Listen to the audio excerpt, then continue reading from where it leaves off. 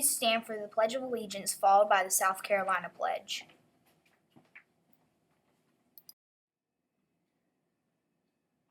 I pledge allegiance to the flag of the United States of America and to the republic for which it stands, one nation under God, indivisible, with liberty and justice for all. I salute the flag of South Carolina and pledge to the Palmetto State love, loyalty, and faith.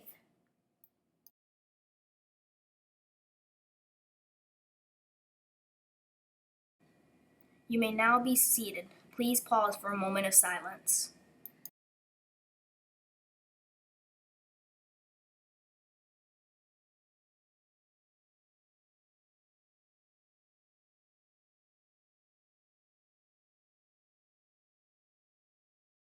Good morning. Welcome to the WOAK Daily News. My name is Angelo, and I will be your anchor for today, September 12th, 2023. The joke of the day is, why do magicians do so well in school? They're good at trick questions. Today's special guest is Miss Seaman with Tech Tip Tuesday.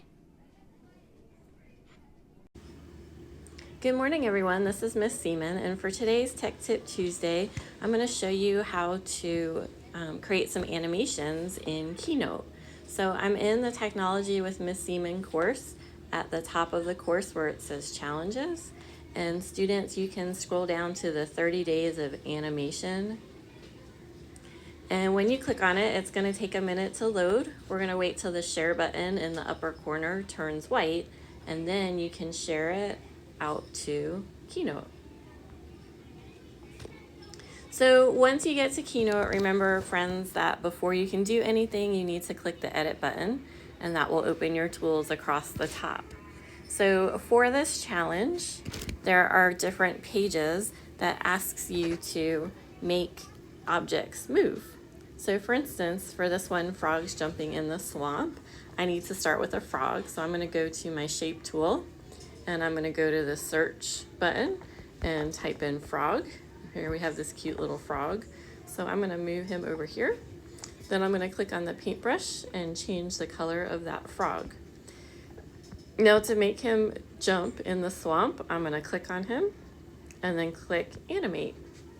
So I'm going to add an action because jumping is an action. And the closest action that I see is a bounce. So we're going to give that frog a bounce. And now he's jumping in the swamp. So I can go back and click done. And now that frog will jump.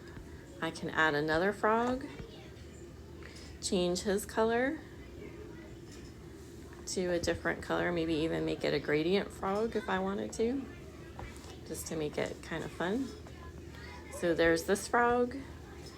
And again, I can do the same thing, click on it, go to animate, add an action, and make it bounce. So I'm going to click done. Now, when I click back on that frog again and go back to animate, now I can modify that. So if I click bounce again, I have this little screen that comes up. So it says start on tap. I want it to start with build 2 because I want it to start with the other frog. So now I'm going to click on this frog, click on the bounce, start with build 1. So I want them to start together. The other thing I can do is maybe make one frog bounce a little bit longer than the other. So I'm going to click done, and then I am going to click play, and now you can see how those frogs are jumping in the swamp.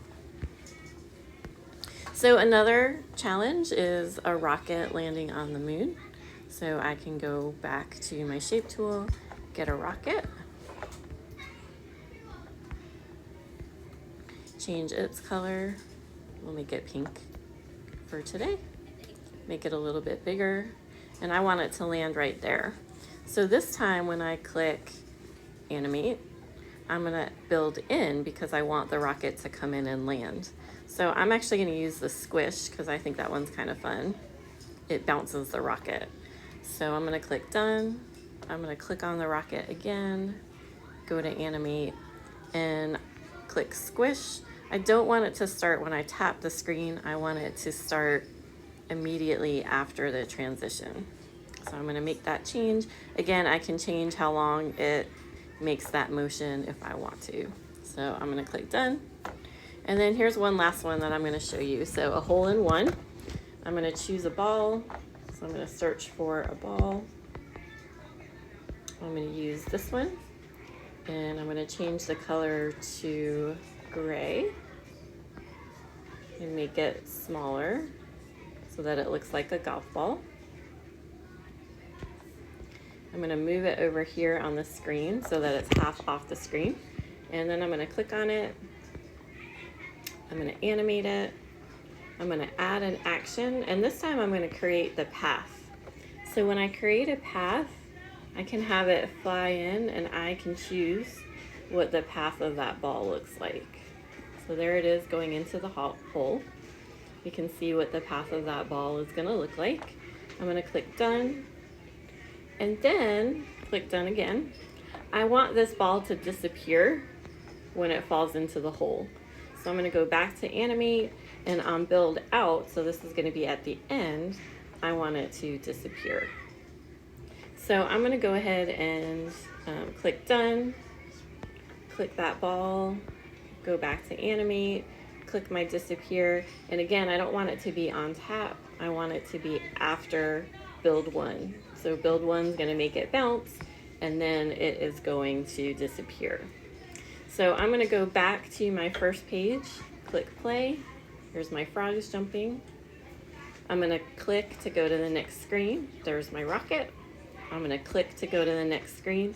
Now I forgot to click automatic for my ball, so I do have to click on the screen for my ball to start bouncing in, and then it should disappear. So I hope that you have a good time trying to use the animation feature. This would be a great activity to do if you've got some extra time, if maybe there's a rainy day, to think about how you could animate the rest of these pages. Thank you, Ms. Seaman. The announcements for today are, there are no announcements. The weather for tomorrow is mostly sunny with a high of 86. On this day in history, in 1609, the Hudson River is discovered by Henry Hudson. Here's an interesting fact. Miss Seaman lived near the Hudson River most of her life. Thank you for watching WOAK Daily News. Have a terrific Tuesday, and remember to be Eagle proud.